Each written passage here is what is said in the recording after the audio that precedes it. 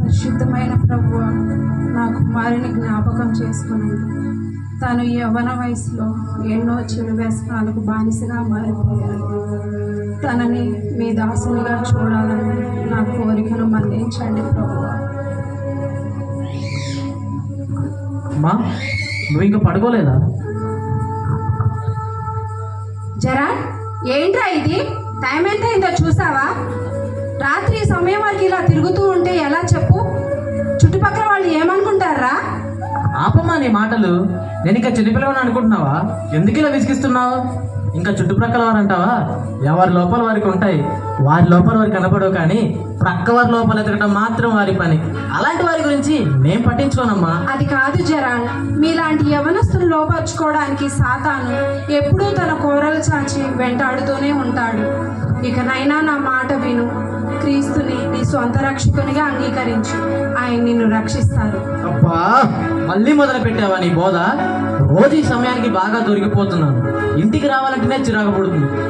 రేపు నువ్వు ఇంటికి కూడా రాకూడదు. జరాన్, ఏంటా మాటలో? చూడమ్మా, నువ్వు చేసే భక్తి ఉంది చూసావా? అది మీలాంటి ముసలివారికి అవసరం. ముఖ్యంగా మీ స్త్రీలు చాలా బలహీనలు కాబట్టి ఆ దేవుడు అంటే వారికి అవసరం. పేదవాళ్ళకి, చదువులేని వారికి, ముఖ్యంగా తమ కుటుంబాన్ని పోషించుకోలేని వారికి అలాంటి దేవుడు అంటే అవసరం అమ్మా. జరాన్, దేవునికి వ్యతిరేకంగా అలా మాట్లాడకూడదురా. వ్యతిరేకత కాదమ్మా, వాస్తవం చెప్తున్నాను. నాకేం తక్కువ చెప్పు? అన్నం లేదా, వయసు లేదా, బలం లేదా, ఇంకేం కావాలి చెప్పు? చూడమ్మా, ఆఖరిసారి చెప్తున్నాను విను. ఈ భక్తిలో పడి నా వృద్ధిని కుంటూ పడిపోనిచ్చుకోవడం లేదు. అర్థమైందా? అది కాదురా జరాన్.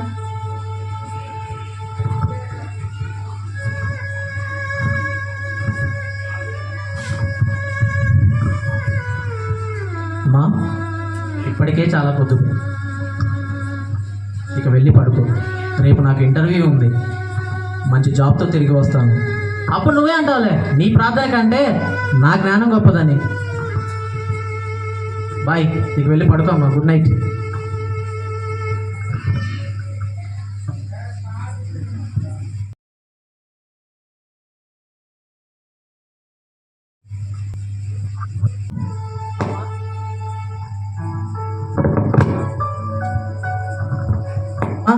అమ్మా, ఏంటి బాబు, చాలా సంతోషంగా ఉన్నావు? సంతోషం కాదు కాక మరేంటమ్మా, నిన్న నీకు చెప్పాను కదా ఇంటర్వ్యూకి వెళ్తున్నానని. దాంట్లో జాబ్ సంపాదించానమ్మా. రేడియో అనౌన్సర్గా పనిచేయడానికి మంచి ఉద్యోగం సంపాదించాను. నీడపట్నం ఉద్యోగం, మంచి జీతం. ఇంకేం కావాలి చెప్పు? దేవా, నీవెంత గొప్పవాడవయ్యా. నా కుమారుని జ్ఞాపకం చేసుకున్నందుకు మీకు వందనాలయ్యా. అబ్బా, దిస్ ఈస్ టూ మచ్. నేను కష్టపడి ఉద్యోగం సంపాదిస్తే అదంతా దేవుడిచ్చినట్లు ఆయన స్తుతులు చెల్లిస్తావేంటి? జరాన్, ఈ సృష్టిలో ఏది జరగాలన్నా కూడా ఆయన చిత్తం లేని ఏది జరగదురా. ఈ ఉద్యోగం రావడం కూడా ఆయన సంకల్పమేరా. నీకు ఎన్నిసార్లు చెప్పాలమ్మా నా వృద్ధిలో ఆయనకి ఎటువంటి పాత్ర లేదని? ఎందుకు ఇలా మాటి మాటికి విసిగిస్తున్నావు నన్ను? సంతోషకరంగా ఉండవలసిన ఈ సమయంలో ఇలాంటి వాదన అవసరమా చెప్పు? వెళ్ళి వెళ్ళి మా మంచి అమ్మ కాదు, ఇక వెళ్ళి నా బట్టలు చదువు. రేపే ఉద్యోగంలో జాయిన్ అవ్వాలి. ఊళ్ళో మా స్నేహితులు కూడా చెప్పి వస్తాను. పార్టీ చేసుకోవాలి కదా. Bye bye.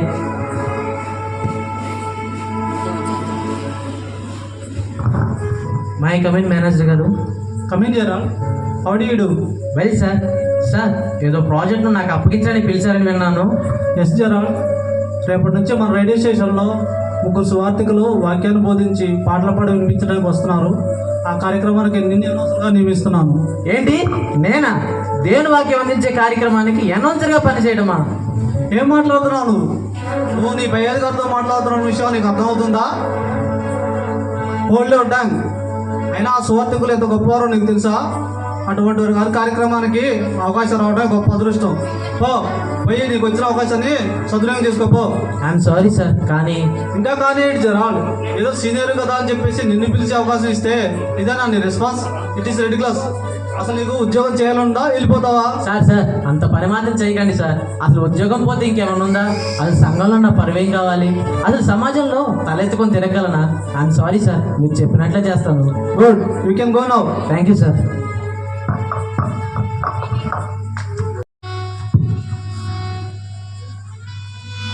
Good morning doctor.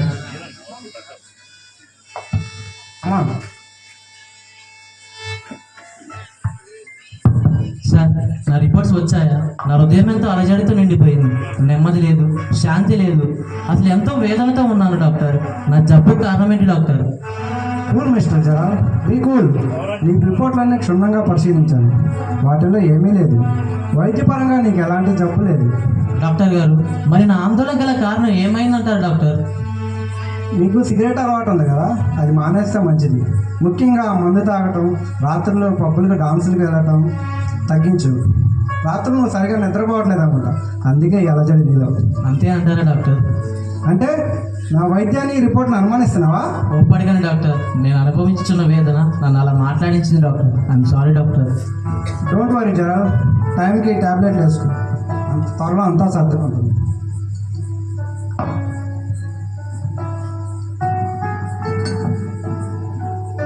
Thank you so much doctor. నేను ఇక బయలుదేరుతాను.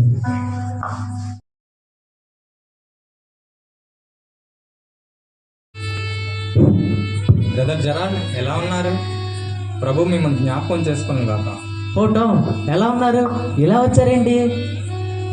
మీరు చాలా రోజులుగా మా కూటానికి రావడానికి ఒక్కసారి కూడా ఇష్టపడలేదు. దయచేసి ఈరోజు సాయంత్రం కూటానికైనా వస్తారని ఆశపడుచున్నాను. ఫోటో మీకు తెలుసు కదా నాకు ఇటువంటి ఇష్టం ఉండదని. ఎందుకు ఇలా ఇబ్బంది పెడుతున్నారు? లేదు జరాల్, మీరు చాలా రోజులుగా ఎంతో ఆందోళనతో ఉన్నారని మీ ముఖంలో స్పష్టంగా కనబడుతుంది. దయచేసి ఈరోజు సాయంత్రం కూటానికి రండి. ప్రభు మీకు నెమ్మదిని ఇస్తాడు. ఏంటి నెమ్మదా? నా ఆందోళన దూరం అవుతుందా? అవును బ్రదర్, ప్రభువుని స్థుతించడంలో ఉన్న ఆనందము సంతోషము మరెక్కడా మీరు పొందలేరు. ఏంటి ఆనందమా, సంతోషమా? నిజంగా చాలా రోజుల నుండి నా హృదయంలో తెలియని బాధ ఉంది టామ్. అది కూడా దూరం అవుతుందా? తప్పకుండా తీరిపోతుంది జరా. ప్రభు మీకు నెమ్మదిని ఇస్తాడు. మీరు నన్ను చాలా కాలం నుండి అడుగుతున్నారు కాబట్టి ఇదొక్కసారి మీ మాట అంగీకరించి నేను ఆరాధనకు వస్తాను. నేను ఆరాధనకు వస్తానంటే నా కన్న తల్లి కూడా సంతోషిస్తుంది. నేను తప్పకుండా వస్తాను టామ్. ఓ వెరీ గుడ్ జరా, మీకోసం ఎదురు చూస్తుంటాం. Okay Tom.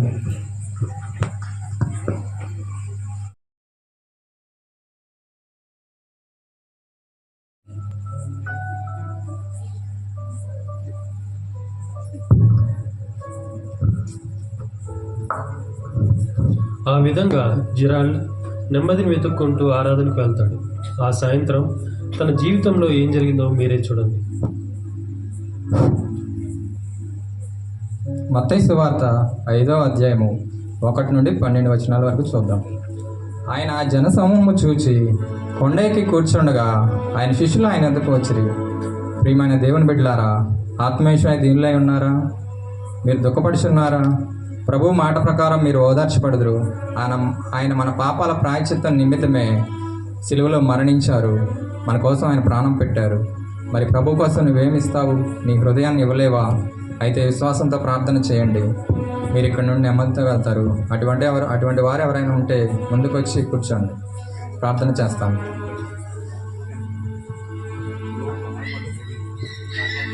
ప్రభువా, ఈ కుమారుని మీ చేతులుగా అప్పగించి ఉన్నాం. ఆశ కలిగిన ప్రాణాన్ని తృప్తిపరుస్తున్నావు కదా తండ్రి. ఈ కుమారుడికి నెమ్మది దయచేయండి.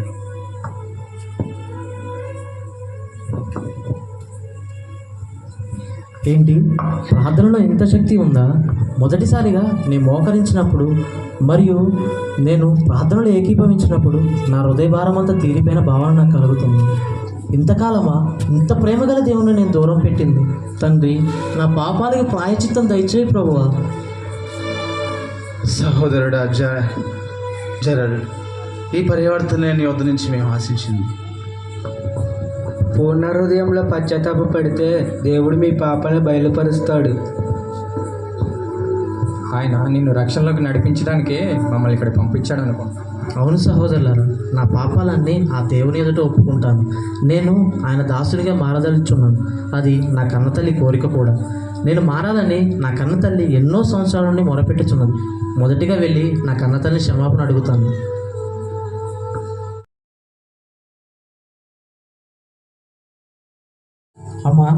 అమ్మా, నేను రక్షింపబడ్డానమ్మా. యేసుక్రీస్తుని నా సొంత రక్షణగా అంగీకరించానమ్మా. ముసలి వాళ్ళకి, పేదవారికి, అల్పులకి ఈ భక్తని ఎన్నో వ్యర్థం మాటలు అన్నానమ్మా. నన్ను క్షమించమ్మా. నా ఆలోచన ఎంత తప్పు ఆ దేవుని తెలుసుకున్న తర్వాత గ్రహించానమ్మా. దేవుని రక్షణ ప్రతి ఒక్కరికి అవసరం. దేవా, నీవెంత శక్తిమంతుడవయ్యా. నా ప్రార్థన ఆలకించావా. నా కుమారుని జ్ఞాపకం చేసుకొని నా కుమారునికి ఈ రక్షణ దయచేసావా ప్రభువా. అవునమ్మా, ఆయన పాపనే నన్ను వెతికి రక్షించాడమ్మా. నాకు తెలుసు జెరాల్డ్, నా ప్రార్థన వ్యర్థంగా పోదని నాకు తెలుసు. ప్రతి తల్లి ప్రార్థన కూడా తమ బిడ్డలకు కోటగా ఉంటుంది. దేవుడు నిన్ను రక్షించాడు, అదే నాకు చాలు. Thank you Jesus.